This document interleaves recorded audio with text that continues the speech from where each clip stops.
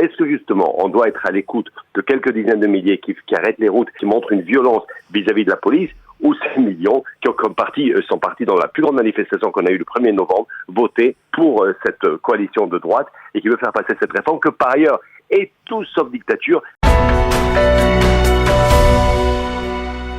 Nous avons le plaisir d'être en ligne avec Boaz Bismuth. Boaz, bonjour, Boker Tov. Bonjour Daniel. Je rappelle que vous êtes député du Likoud et nous avions besoin de votre éclairage pour mieux comprendre ce qui s'est passé hier soir. En début de soirée, le président de l'État, Yitzhak Herzog, a lancé à nouveau un appel au dialogue. Dans l'après-midi, il y a une conversation entre Benny Gantz et Binyamin Netanyahou. On avait peut-être le sentiment que l'on allait peut-être se retrouver le soir même à la présidence de l'État pour enclencher un dialogue d'apaisement dans le débat aigu qui secoue la société israélienne. Et finalement, on a vu Binyamin Netanyahou s'exprimer de manière très ferme, avoir un discours très ferme autour des manifestants, pas tellement autour du dialogue. Pourquoi ?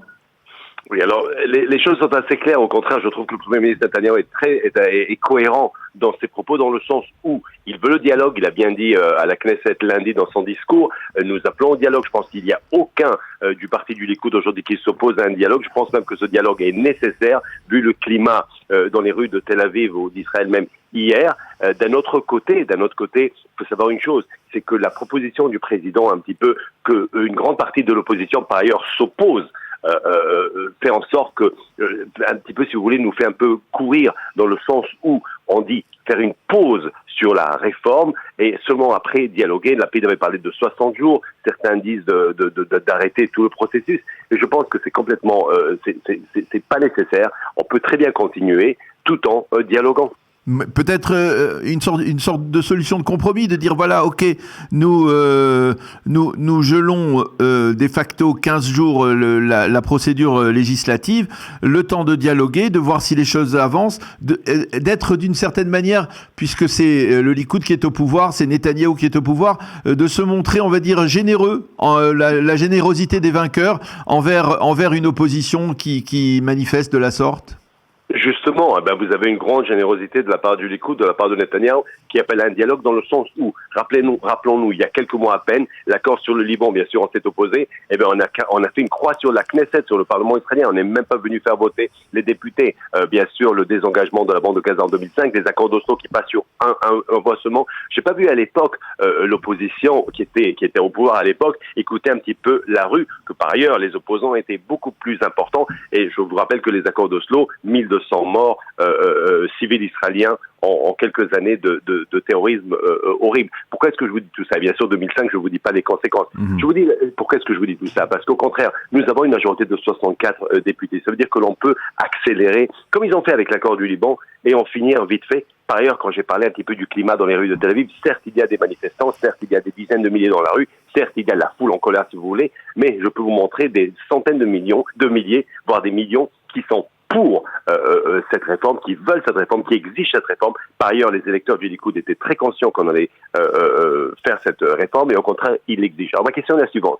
Est-ce que justement, on doit être à l'écoute de quelques dizaines de milliers qui arrêtent les routes, qui montrent une violence vis-à-vis de la police, ou ces millions qui sont partis dans la plus grande manifestation qu'on a eue le 1er novembre, voter pour cette coalition de droite et qui veut faire passer cette réforme que par ailleurs est tout sauf dictature. Et quand on regarde bien des points de cette réforme, on voit très bien que certains de l'opposition aujourd'hui étaient pour une réforme, soutenaient une réforme, parlaient eux-mêmes dans un langage beaucoup plus dur que moi sur la Cour suprême.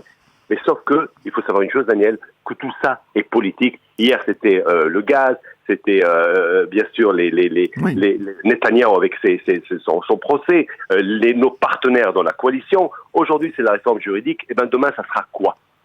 Alors je parle peut-être d'une réaction tactique. Binyamin Netanyahou est un habile tacticien. Tout simplement, pour dévoiler, on va dire, l'incapacité peut-être de personnalités comme Yair Lapid de vouloir s'asseoir à la table de négociation, de dire moi je suis favorable, je suis là, je viens chez le président, je reste chez le président et j'attends que Yair Lapid veuille venir, ou à défaut je dialogue avec Benny Gantz. Mais ne pas donner le moins de prétexte peut-être à l'opposition de dire Binyamin Netanyahou est le réfractaire. Non, au contraire, je pense que compte tenu du fait qu'on est la majorité et qu'on parle de dialogue, montre au contraire notre, pas seulement le bon sens, mais notre bonne intention, voilà, c'est le mot. Ça montre la bonne intention. Moi, au contraire, je pense que chez nous, au Likoud, bien que nous ayons la majorité, on veut ce dialogue parce qu'il est important, parce que ces manifestants qu'on voit dans la rue, c'est pas des ennemis, c'est pas que c'est des personnes avec qui nous allons à l'armée ensemble, nous travaillons ensemble. Et n'oubliez pas une chose, le grand secret de cette formule magnifique qui s'appelle l'État d'Israël, c'est une nation, pas seulement un État, mais une nation. On parle toujours de 2 États, un État. Moi, je dis une nation, on va le rester. C'est pour ça que je veux ce dialogue. Ce dialogue est important. Encore une fois, bien qu'il y ait eu hier des violences et certains se sont comportés comme des anarchistes, toujours est-il, on est en Israël, on va finir il y aura et à la fin cette réforme qui est bonne. Il est possible qu'avec un dialogue, bien sûr, il y aura quelques changements. Par ailleurs, je peux vous montrer la Haute Cour suprême cette histoire maintenant de loi qui n'est pas acceptée, qu'il fallait la majorité absolue de 15 juges, et maintenant on les a descendus à 12 ou 13. Donc vous voyez très bien qu'on n'est pas borné, qu'on n'est pas têtu, qu'on est prêt au dialogue, on est prêt à écouter, on est prêt même à changer certaines choses,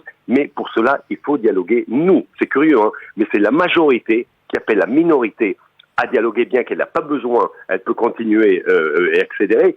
D'un autre côté, vous avez évoqué une personne comme Yair Lapid, moi j'ajouterais une personne comme Merav Michaeli. Ces personnes-là, ce qu'ils veulent, c'est pas un dialogue, mais une confrontation, parce que pour eux, c'est une renaissance politique, et c'est un manque de sérieux, c'est des personnes qui sont complètement irresponsables. Je lisais ce matin dans la presse israélienne, dans le Yediot Aharonot, Jonathan Geffen, qui est une personnalité très connue en Israël, une famille très célèbre, de la famille de Moshe Dayan, qui tout simplement lui donne des conseils à Yair Lapid en disant il faut retirer les gants, soit ferme, soit même violent. Je vais t'apprendre que c'est bien de haïr ceux qui aspirent à la mort de nos enfants. Vous n'avez pas le sentiment que on est du côté de l'opposition dans un boulmousse, comme on dit, dans une boulimie de déclarations les plus intempestives les unes que les autres? C'est triste. Moi, je vous dis que c'est très, très triste. Hier, j'étais, après la journée à la Knesset au Parlement, je suis allé à Har Bracha pleurer avec la famille qui a perdu les 2 frères, Hallel et Hagel. Et je voyais tout ce soutien qu'on a vis-à-vis de la réforme. Et je pose la question suivante. Toutes ces personnes que je vois à Beersheba, à Haïfa et Tel Aviv, bien sûr, même à Tel Aviv, oui, et Ashdod, qui soutiennent la réforme. Et ma question est la suivante. Est-ce qu'ils sont moins intelligents que M. Geffen? Est-ce que M. Geffen est le déteneur de la moralité, de la morale politique, du sérieux, du savoir, de l'intelligence? Non, je ne le pense pas. Et cette arrogance, dans le sens où parler de la sorte, me choque. Et je vous dis quelque chose de très important. En 93, on était là pendant les accords d'Oslo. Les accords d'Oslo qui nous ont déchirés, qui nous ont peinés, nous avons pleuré. 2005, pareil, avec le désengagement dans lequel on a sorti des personnes de leur tombe, des personnes ont refait Shiva. J'ai jamais entendu quelqu'un parler de guerre entre frères, j'ai jamais parlé de sortir l'argent du pays, j'ai jamais entendu parler de ne pas aller à l'armée, et c'est pour ça que ce langage me choque profondément, et je pense et j'espère que des dirigeants politiques partent à l'espace public afin de justement mettre cette foule en place. Par ailleurs, quand on parle de foule, encore une fois, je tiens à vous rappeler, là vous avez quelques dizaines de milliers qui sont manifestés hier contre la réforme. En 1er novembre 2022, 2,5 millions ont voté pour la réforme. Alors, tout calcul vous-même. Justement, vous n'avez pas le sentiment, vous, Boaz, qui est un journaliste émérite, expérimenté, un homme de communication, qu'il y a un problème de communication de la part du Likoud, de la part du pouvoir, de la part du gouvernement, qui ne parvient pas à faire entendre, on va dire, la voix la voix silencieuse de ces 2 500 000 Israéliens qui ont voté pour la coalition? Non, c'est pas une question de communication, c'est une question de démocratie. Justement, le camp qui se définit comme démocrate, a un grand problème.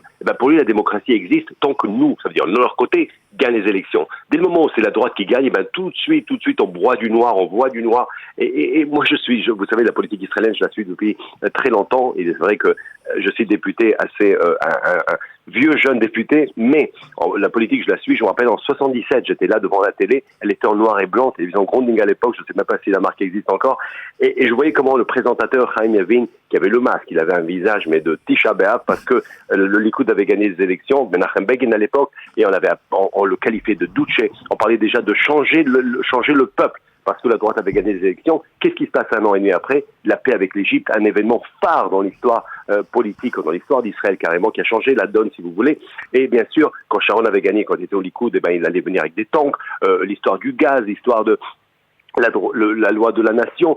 Chaque fois que la droite décide quelque chose, pourquoi aller plus loin? Il y a 2 ans à peine, avec l'accord de normalisation avec les Émirats Arabes Unis, tout de suite, la une des journaux n'était pas l'accord de normalisation, mais les F-35 que les Émirats vont recevoir, le danger sur Israël, n'importe quoi. Le problème n'est pas de communication de la droite, le problème est la gauche qui n'accepte pas la démocratie. Et si quelqu'un doit manifester pour la démocratie, c'est pas la gauche en Israël, c'est la droite. Alors, dernière question, Boaz, que fait-on pour apaiser cette tension aiguë?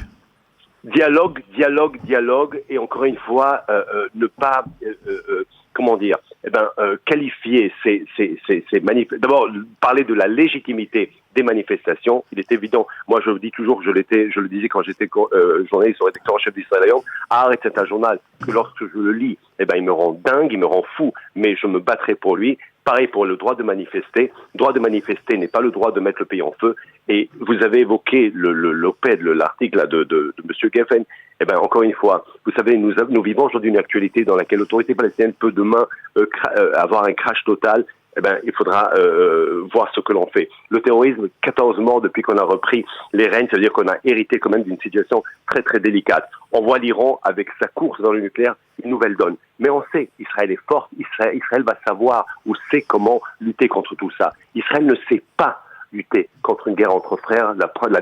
Juste un peu une vision historique entre Spéciane, où c'était là, se battait contre nous. Il entend qu'il y a 3 empereurs romains qui sont morts à Rome, repart à Rome, revient ici. Nous avions 1 an et demi pour préparer la guerre contre les Romains. Au lieu de ça, on se battait entre nous. Quand Titus vient, nous on part à l'Exode. J'espère qu'on a pris une leçon de l'histoire. Eh bien, on l'espère tous. Merci beaucoup, Boaz Bismuth, député Likoud, de nous avoir éclairé donc sur cette journée d'hier extrêmement tendue qui s'est terminée donc par la déclaration du Premier ministre Benjamin Netanyahou. Merci beaucoup d'avoir été avec nous ce matin. Bonne journée. Merci à vous, Daniel. Merci à vous.